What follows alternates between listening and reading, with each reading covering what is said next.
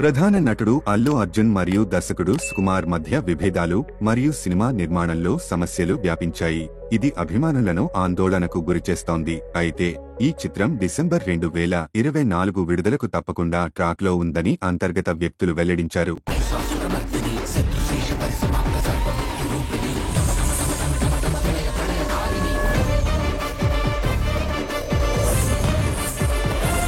విశ్వసనీయ వర్గాల సమాచారం ప్రకారం పుష్ప 2 తదుపరి షెడ్యూల్ షూటింగ్ ఈ నెల 25న ప్రారంభం కానుంది.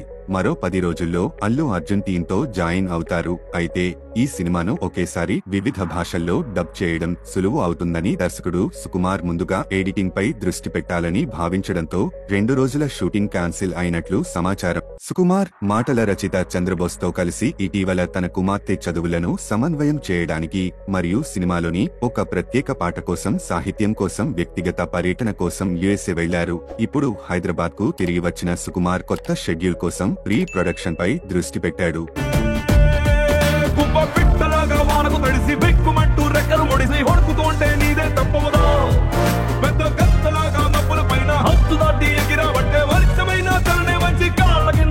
అల్లు అర్జున్ మరియు సుకుమార్ మధ్య విభేదాల పుకార్లు నటుడు మరియు దర్శకుడు ఇద్దరు చేసిన పర్యటనలతో సమానంగా ఉన్నాయని సోర్సెస్ పేర్కొన్నాయి. అయితే అందులో నిజం లేదు.